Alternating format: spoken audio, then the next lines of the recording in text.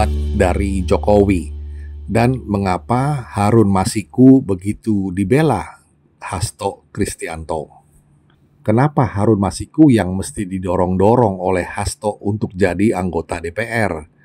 Dan inisiatif ini rupanya disetujui Megawati. Ya, mengapa? Jelas mesti ada rasionalitasnya, alias penjelasan yang masuk akal. Dan siapa yang bilang Presiden Prabowo akan lebih hebat dari Jokowi? Yang bilang begitu adalah mantan Presiden Joko Widodo sendiri. Apa alasannya atau rasionalitasnya? Begini, Harun Masiku ternyata kerabat dekat mantan Ketua Mahkamah Agung Hatta Ali. Urusannya adalah soal barter perkara agar kasus BLBI yang melibatkan Syafruddin Tumenggung, ini mantan Ketua BPPN, diputus onslah oleh Mahkamah Agung. Onslah van Rechtvervolging adalah putusan lepas dari segala tuntutan hukum. Putusan ini dijatuhkan ketika perbuatan yang dilakukan terdakwa terbukti secara sah dan meyakinkan, namun terdakwa tidak dapat dipidana karena perbuatan tersebut bukan merupakan tindak pidana. Berbeda dengan putusan bebas atau vrijspraak yang dijatuhkan ketika tindak pidana yang didakwakan kepada terdakwa tidak terbukti secara sah dan meyakinkan. Istilah lepas dan bebas ini secara hukum berbeda. Kembali ke soal Prabowo akan lebih hebat dari Jokowi. Kata Jokowi tentang Prabowo. Katanya begini, Pak Prabowo ini akan lebih hebat dari saya.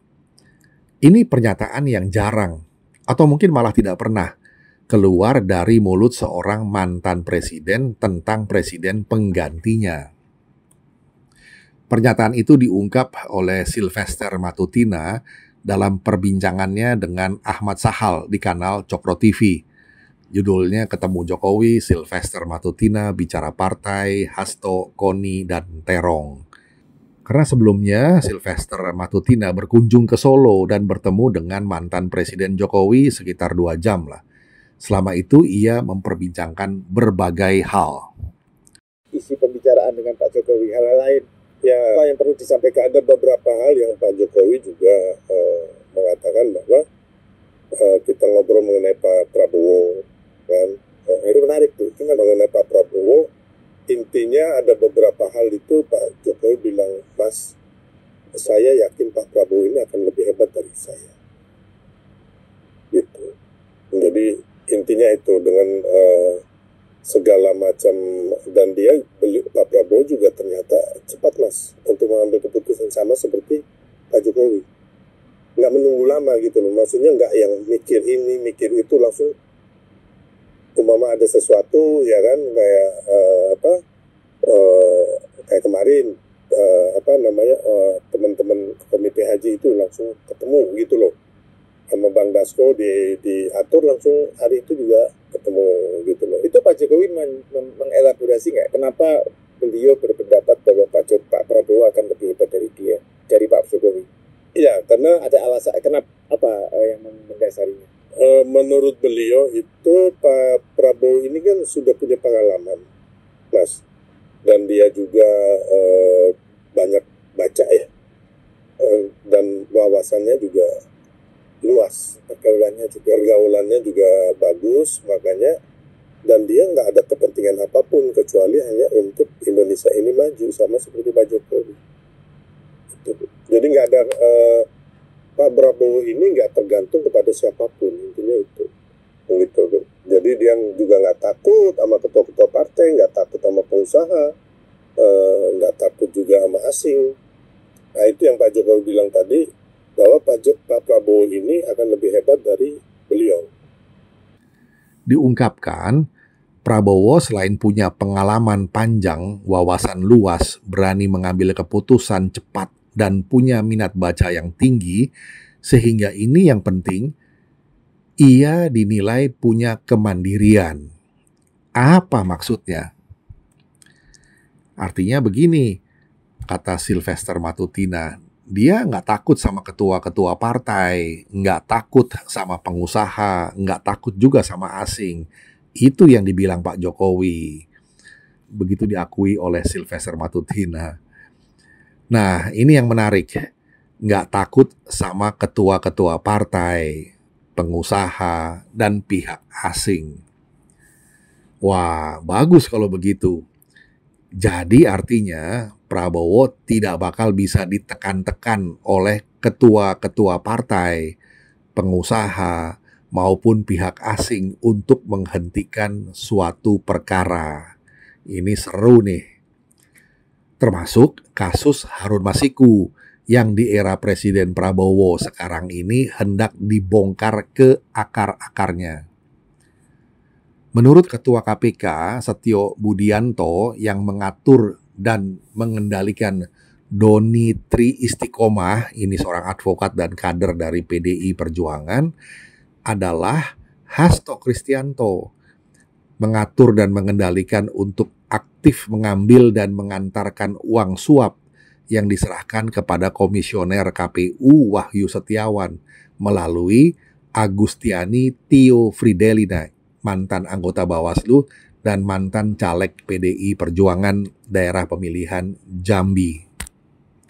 Dari pemberitaan seputar perkara ditersangkakannya Hasto, terungkap naga-naganya kasus Harun Masiku terindikasi ada kaitannya dengan kasus kredit macet BLBI. BLBI itu bantuan likuiditas Bank Indonesia, dan juga penerbitan SKL atau surat keterangan lunas yang pernah dikeluarkan, dan seterusnya. Wih, gawat.